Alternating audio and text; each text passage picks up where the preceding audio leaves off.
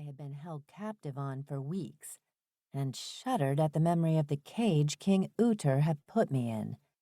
I didn't think Kendryx would force me into a cage, but the thought that I was his prisoner didn't sit right with me. As much as I had explained through Alana that I didn't need him with me, he had insisted on tagging along.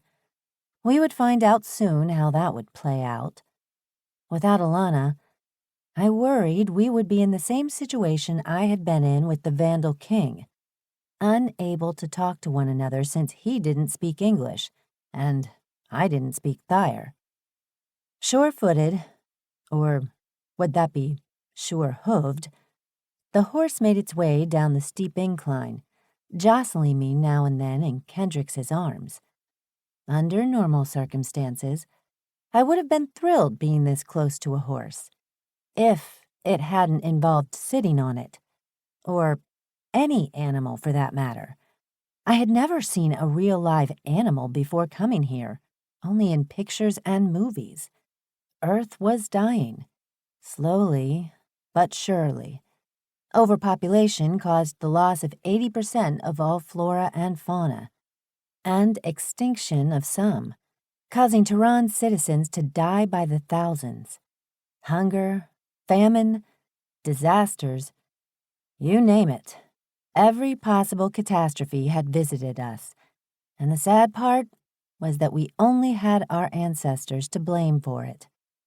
All that led to a natural culling that had now dwindled the human gene pool down to virtually nothing. Because, interestingly, the genes of the people who had survived could be traced back to a handful of the same family trees.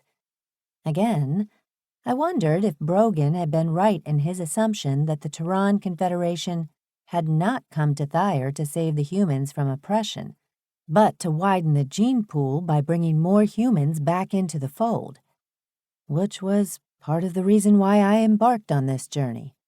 I had to find out. If we truly came to rescue the humans on Thyre, the Tehran Confederation's mission leaders would want to talk to me, would want to talk to the Thyre warlords.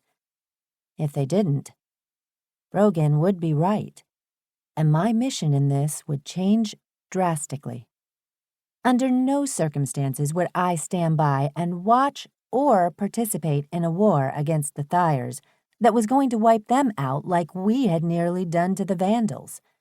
That was not what I signed up for, and neither did my fellow soldiers. I knew that much. Some might call me a traitor, but the real traitors were the ones who had lured us here under false pretenses. We finally reached the beach, and the horse's gait became softer again. From here, it wasn't far to the shoreline. A boat was already bobbing close by where the waves lapped against the soft sand. Compared to the boat I arrived on, this one looked small, but adequate for just the big warlord and me.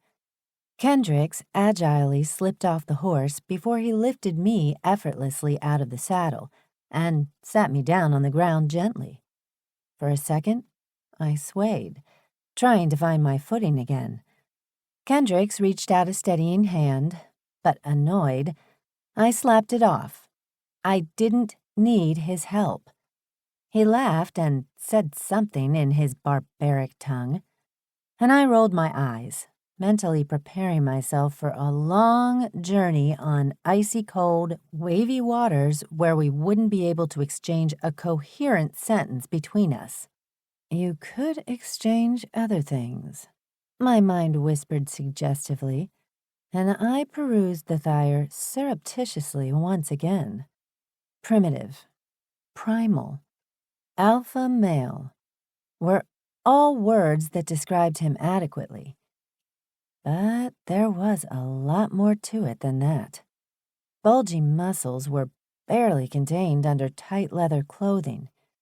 And yes, I couldn't deny the attraction to his overt masculinity.